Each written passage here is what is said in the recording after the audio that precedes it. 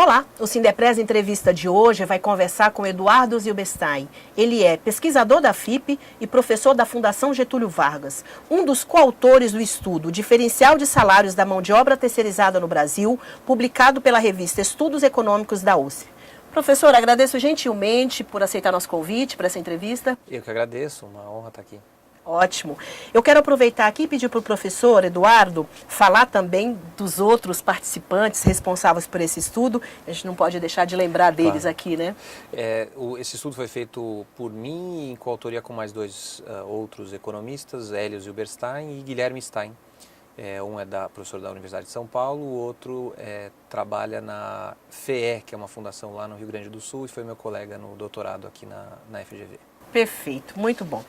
Professor, a gente pode começar falando um pouco das dificuldades que foi, né, estruturar esse estudo, né, até pela falta de material na literatura brasileira em relação a esse tema específico, que é a questão dos salários dos terceirizados no Brasil. Queria que o senhor contasse aí qual foi essas dificuldades e como que a equipe conseguiu superar isso para conseguir chegar nesse resultado, que daqui a pouco a gente vai falar um pouquinho mais. Bom, vamos lá. De fato, aqui, do ponto de vista acadêmico, é um baita desafio, gostoso da gente enfrentar, porque é uma questão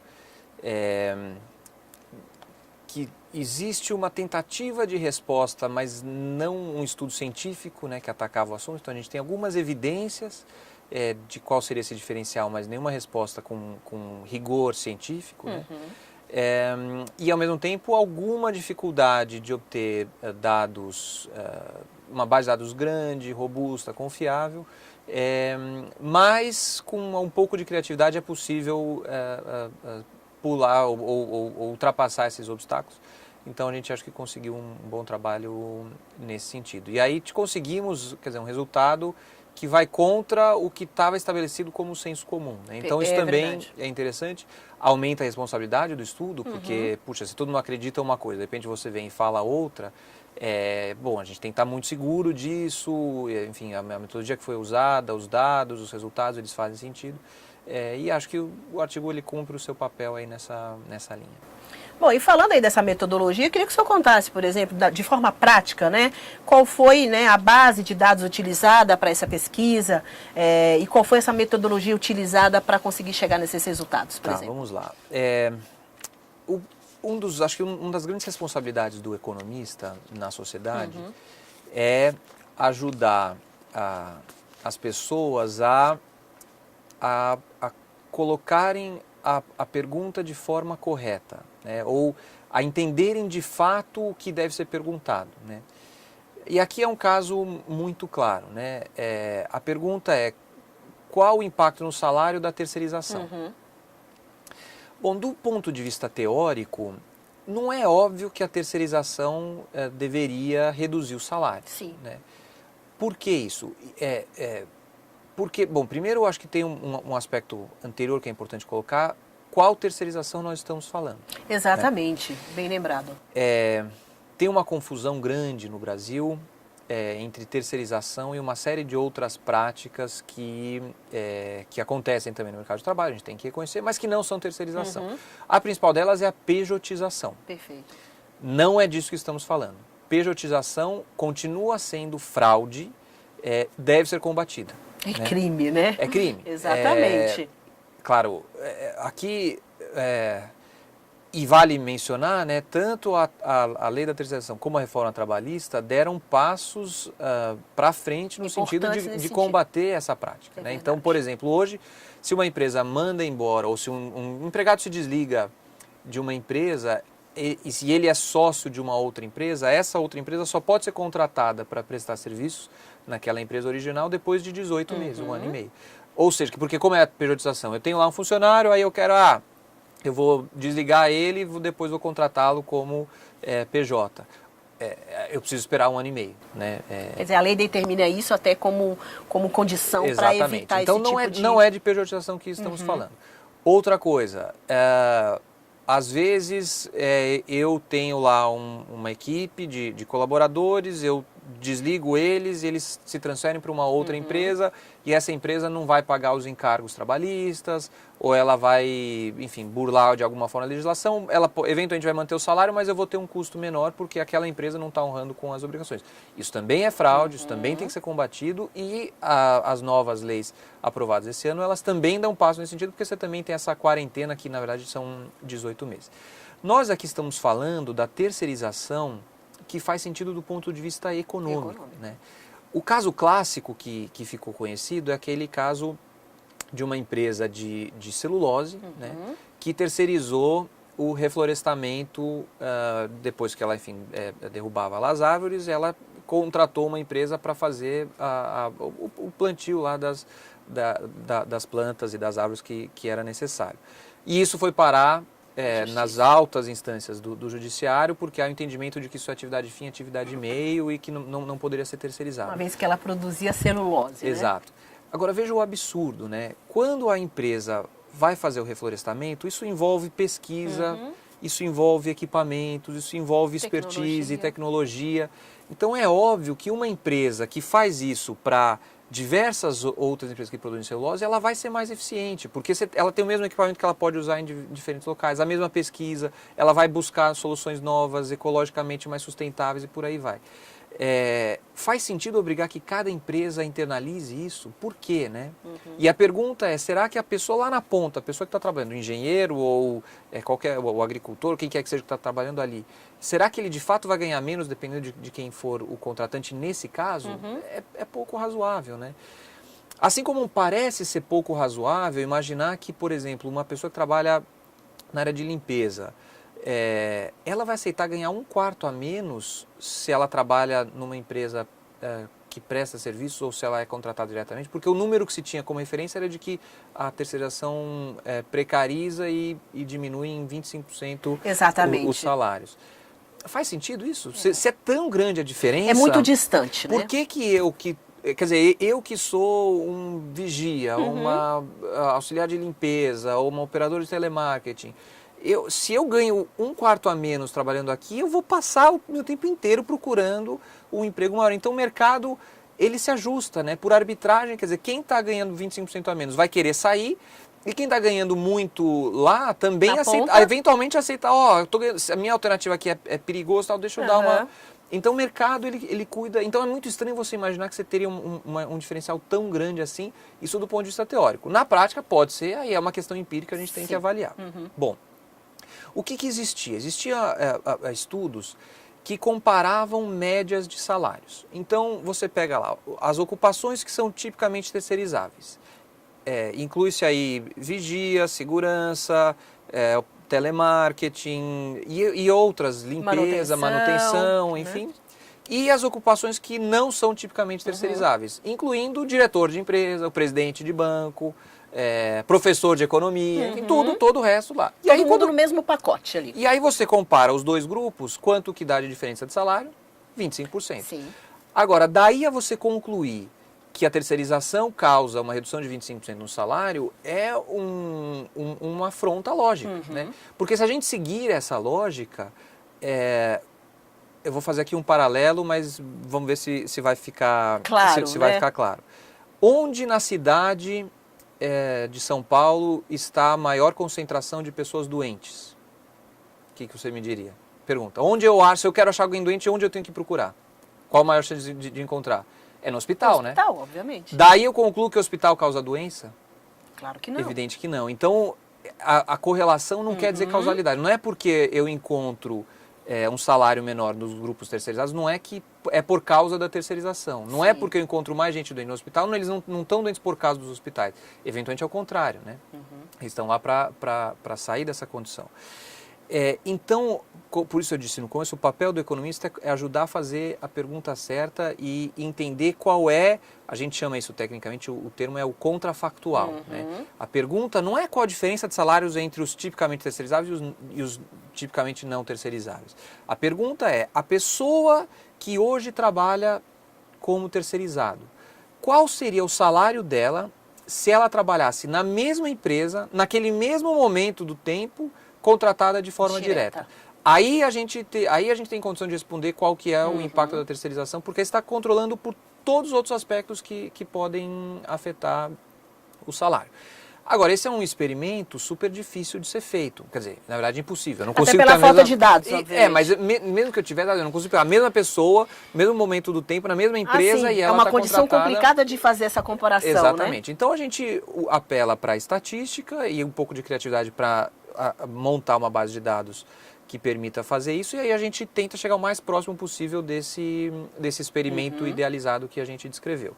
O que nós fizemos? Usamos uma base de dados do Ministério do Trabalho chamada RAIS, que é essencialmente um censo do emprego formal no Brasil. Todas as empresas elas têm que anualmente informar o Ministério do Trabalho, todo mundo que tem carteira assinada com elas. Quem é CLT? Quem é CLT, os funcionários públicos também, e qual foi a remuneração, se ficou dias afastado, e características dessa pessoa, escolaridade, idade, gênero, e assim por diante. Professor, eu vou chamar um intervalinho e a gente pode continua no bloco? para o resultado. Pode ser? Tá ótimo, vamos lá. A gente vai para o intervalo e voltamos em 1 minuto. Com o conceito único de qualidade em atendimento, no que há de mais moderno no ramo de odontologia, o Centro de Referência Odontológica Sindepres deixará você de boca aberta. Nossa infraestrutura oferece atendimentos em todas as nossas 18 subsedes no estado, além dos consultórios em Santo Amaro, Salto, Bragança Paulista e Mogi das Cruzes. Para facilitar a vida do trabalhador, o Sindepres também possui os odontomóveis, veículos odontológicos totalmente equipados que atendem diretamente em seu local de trabalho.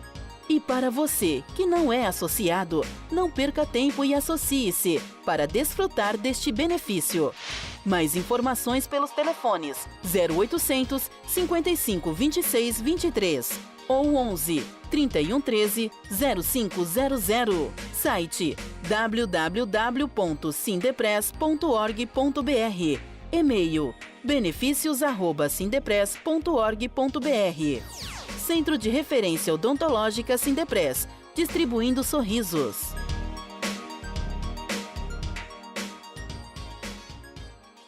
Estamos de volta. Hoje a gente está conversando com Eduardo Zilmestai. Ele é pesquisador da FIP e professor da Fundação Getúlio Vargas.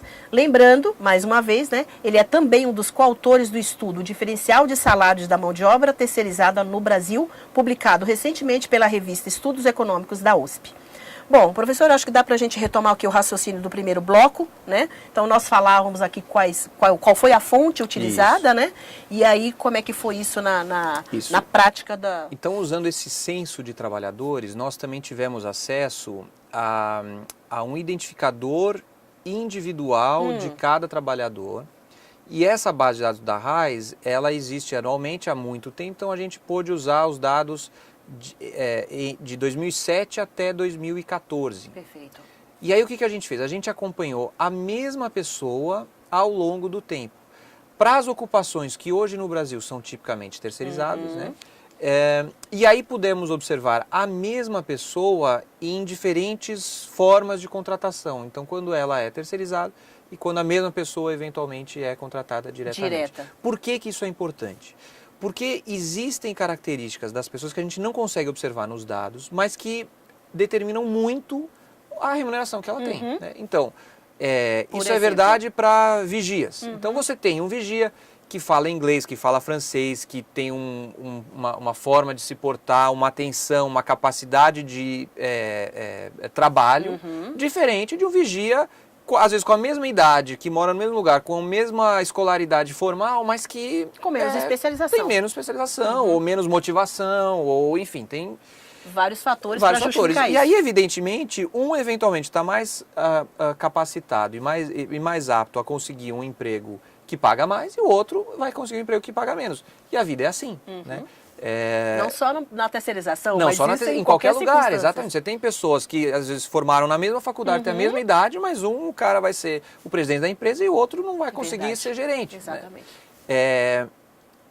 Então, e por isso que essa forma de construir a base de dados é importante, porque a pergunta não é a diferença entre os terceirizados e os não terceirizados. Às vezes, os terceirizados eles ganham menos, não é por causa da terceirização, mas às vezes eles só estão empregados porque pode terceirizar. Porque, se, por exemplo, um vigia, né? Se o vigia tivesse todo o vigia que ser contratado, respeitando um determinado piso de uma categoria, ou por aí vai, eventualmente a empresa ia falar, olha, para pagar esse valor, eu prefiro automatizar o meu sistema de segurança, eu vou ter Sim. só um vigia aqui que vai dar conta, porque senão Exatamente. fica muito caro. Aí você tem pequenas empresas ou outros arranjos que vão falar, olha, eu não preciso de um cara tão especializado, ele não precisa saber falar inglês, ele não precisa ser tão experiente, ele pode ser uma pessoa que está começando ou com uma característica diferente, mas e aí por conta disso eu vou pagar uma remuneração menor. Por isso que a pergunta importante é quanto que aquele vigia que ganha, por exemplo, sei lá, R$4.000 trabalhando como terceirizado, será que aquele vigia teria condições de conseguir um emprego ganhando R$8.000 trabalhando num condomínio de luxo no bairro mais nobre de São Paulo? Adoraria que sim, né? Eu gostaria que as pessoas pudessem todas ganhar R$8.000, mas na prática não é assim que o mundo funciona, né? Se a pessoa quer, ela pode ter condições, né? Mas ela então tem que buscar se qualificar para isso e por aí vai. Então, o estudo... Uma observação, professor, eu vou interromper o senhor. Então, o estudo pode também constatar, por exemplo, essa coisa da terceirização, essa questão da terceirização, ela também está muito relacionada, e a remuneração, à questão da especialização, definitivamente, claro, né? Claro. E a terceirização, na verdade, serve para isso, né? Só que tem algumas terceirizações que a gente já aceita como, enfim, é algo dado, né? Por exemplo, advogados. Uma empresa que contrata um escritório de advocacia para representá-la numa ação crucial, sei lá, contra a Receita, e ela pode eventualmente ser autuada em bilhões de reais. Isso não é uma atividade fim da empresa? Sim. E ela, usando esses serviços, ela não está terceirizando a sua representação? Claramente. Por que isso pode e por que terceirizar o reflorestamento não pode, né? Por que faz sentido? Bom, porque aquele escritório de advocacia, ele está acostumado a lidar com ações como essa o tempo inteiro. Dia a dia. Né? Então ele acumula experiência e obviamente é muito mais caro para a empresa manter aquela estrutura dentro de casa. Né? Então faz todo sentido terceirizar. Marketing, publicidade, arquitetos, então tem contadores, né? Tudo isso são atividades cruciais para as empresas, mas que a gente aceita que sejam terceirizadas. Por que essas e por que não as outras? Porque é o Estado, é a Justiça que tem que dizer até onde vai a fronteira, o limite o que ela tem que fazer dentro de casa, o que ela pode eventualmente terceirizar. Mesmo que hoje se reconhece que pode terceirizar, também a definição de atividade fim, atividade meio, que era o que vigorava, é estranho. Né? Por exemplo, limpeza. Aqui na sede do sindicato, a limpeza de fato não é atividade fim. Né? Você, se ficar uma semana sem limpar, não acontece muita coisa. Fica um ambiente menos agradável, mas... E num hospital? Se você não limpar os leitos e os corredores durante uma semana, o que acontece? Né? Então, essa definição de atividade fim, atividade meio é muito complicada, porque depende da realidade de cada empresa, de cada setor, não dá para generalizar. E mesmo que desse, né, por que só atividade fim, por que só atividade meio, não atividade fim, ou outras atividades que ajudariam o processo a ser mais eficiente? Então, acho que para terminar, para concluir, a mensagem é a seguinte: a terceirização ela faz sentido quando aquela atividade se beneficia de ganhos de escopo ou de escala. Né? Construção de sites, então linhas de produção, às vezes uma fábrica, os aparelhos de telefone, smartphone são exemplo disso. Né? Você tem uma fábrica super eficiente para produzir telefones que eventualmente vão produzir um telefone para a Apple e um para a Samsung. Exatamente. Né? E obviamente você tem ganhos de eficiência nisso. Né? Então, em toda a situação que você tem ganhos de escala, ganhos de eficiência, seja por escala mesmo de produção, seja por acúmulo de conhecimento, de capital humano, otimização do gerenciamento da folha de pagamento, você tem uma série de motivos que podem levar a uma redução no custo daquela atividade, sem necessariamente ter o que ficou conhecido como a precarização das condições de trabalho. Né? E é importante que se diga, a nova legislação, ela inclusive ataca práticas que antes existiam brechas para que acontecesse. Se praticassem, Por né? exemplo, acesso ambulatório. Evidentemente, você está num lugar e você tem uma empresa, prestadores de serviços terceirizados, que eles estão prestando serviço na sede da empresa, eles têm que ter o acesso ao ambulatório, ao refeitório, ao vestiário, equipamento de segurança. Isso antes não era claro na legislação e hoje está. Né? Então, nós demos passos muito importantes para que isso, enfim, se solidificasse.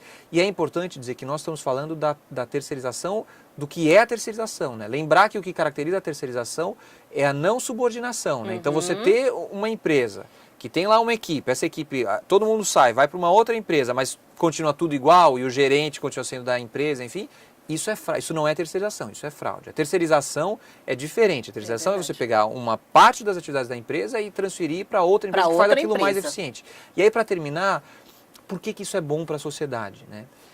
Quando a empresa tem um processo produtivo mais eficiente, significa que ela vai ser capaz de produzir o que ela produzia antes com um custo menor. Basta que você tenha alguma competição no mercado para que essa redução de custo se traduza em preços menores. E preços menores significa que a população ficou mais rica, porque ela agora pode comprar aquele bem ou aquele serviço pagando menos e sobra mais renda para consumir qualquer outra coisa. Então, a terceirização é um passo muito importante para melhorar a nossa produtividade, que significa, quando o economista fala que melhorar a produtividade, significa nós vamos ficar mais ricos como sociedade por conta disso. Desde que, claro, a legislação seja respeitada. Então, a boa terceirização, essa sim, é muito importante. O que é fraude tem que continuar sendo visto como fraude e combatido por quem compete fiscalizar e por toda a sociedade que não deve aceitar essas práticas. Professor, e aí para a gente chegar aqui, para ficar claro, né, para quem está nos assistindo, quando, por exemplo, a gente lê o título de uma matéria que foi a Folha de São Paulo, né, que publicou e teve a oportunidade de falar sobre esse estudo em primeira mão, terceirização não derruba os salários, né, mostra o estudo, esse foi o título da matéria da Folha de São Paulo na ocasião.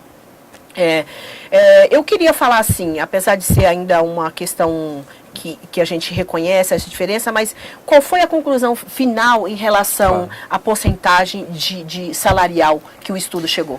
Bom, para não fugir dar uma resposta direta, né? Nós encontramos um diferencial da ordem de 3%, 3,5% entre os contratados diretamente e os terceirizados. Né? Isso significa que se um trabalhador contratado diretamente ganha R$2.000, ele terceirizado ganha algo como 1.930, 40, enfim.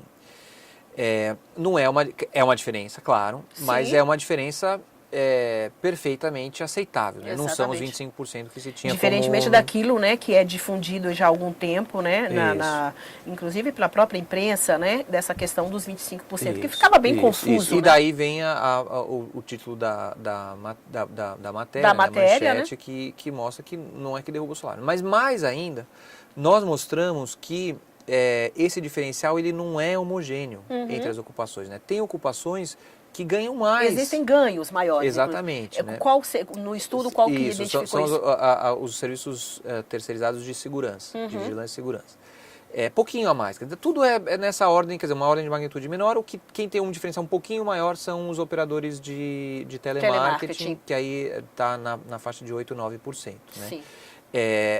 Ou seja, não dá para generalizar, né? Dizer que a terceirização é ruim. A terceirização ela tem impactos, claro, na estrutura do mercado de trabalho e tem que se entender por quê. Eu vou tomar a liberdade de colocar aqui só uma coisa, né? Quando se fala de terceirização, isso impacta também a questão sindical. Né? Vamos pegar, por exemplo, o sindicato dos bancários. Sim. Se você terceiriza tudo, não é isso que eu estou defendendo. Sim, né? Isso eventualmente pode ser eficiente para o banco. Mas quando você terceiriza tudo, o que acontece? O sindicato dos bancários eventualmente pode perder. Sim. Sindicalizados. Mas tem um outro sindicato que vai ganhar. Né? Então, tem essa questão de ganha e perde entre os sindicatos. Isso eu entendo que afeta bastante o debate. E a gente perdeu uma oportunidade na discussão da terceirização de discutir também a questão sindical. Né? Porque o Brasil tem um grande problema que eu entendo, que é a questão da liberdade sindical. Né? Esse é o problema. Se nós dessemos a liberdade sindical, então o trabalhador, terceirizado ou não, ele poderia escolher a qual sindicato se filiar. E aí os sindicatos competiriam para dizer, olha, eu negocio melhor, eu tenho melhor serviço, né? enfim, e eu posso te atender. E aí e aí toda essa ideia de precarização, ela poderia ser resolvida através de negociações e não com a justiça multando, fiscalizando e construindo definições difíceis de serem implementadas, né? Que é a questão da atividade fim e atividade meio. Então, eu sou daqueles economistas que tendem a preferir uma solução negociada entre as partes, o mercado encontrando essa solução. Não é o mercado livre, né? Quer dizer, você tem que ter sindicatos, o Brasil precisa ter sindicatos fortes. O mercado de trabalho em qualquer país desenvolvido precisa de sindicatos fortes para equilibrar as condições de negociação entre os empresários, entre as empresas e os trabalhadores.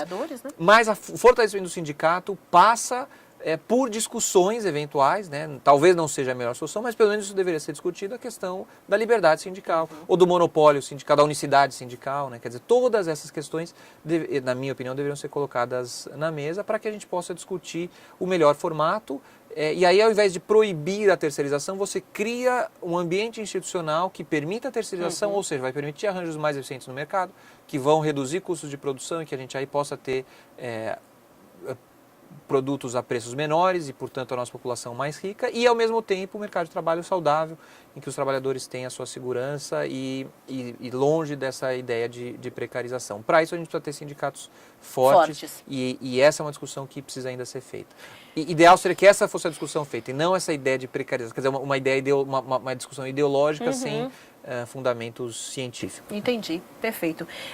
Até porque a terceirização, ela é irreversível, né? Então, uma coisa que o mundo inteiro se pratica, o Brasil tem mais de 30 anos na prática da terceirização, então, quer dizer, não dá para pensar no... Isso por conta do mundo novo, quer dizer, a gente reduziu o custo de transmissão de informação, custo de transportes, enfim, então isso tudo permite arranjos mais eficientes e diferentes. Isso veio para ficar no mundo inteiro, né? O Brasil pode escolher ficar olhando para o passado ou se abrir para o futuro. Professor, muito obrigada pela sua entrevista, pelos esclarecimentos aqui. A gente continua acompanhando o trabalho aí da equipe, porque eu imagino que esse não vai ser o último Não, a gente agora tem que acompanhar os efeitos da nova lei, né? Leva um tempo até os dados ficarem disponíveis, né? A última RAIS disponível é de 2015, está para sair de 2016. Então, ainda leva alguns anos para a gente conseguir ter acesso aos dados, mas certamente nós vamos investigar, sim, o que aconteceu no mercado de trabalho depois da terceirização. Ainda não sei que metodologia usar, tem questões, desafios aí, mas nós vamos enfrentá-los e vamos buscar esses resultados e publicá-los, independente do que for, mas esse é o trabalho dos acadêmicos, enfim, né, trazer esses resultados para a sociedade discutir. E que só vem agregar aqui para conhecimento. Tá ótimo. Professor, mais uma vez, muito obrigada. Eu que agradeço. Um abraço a você e aos telespectadores. A todos que nos assistiram, um grande abraço e até o próximo programa.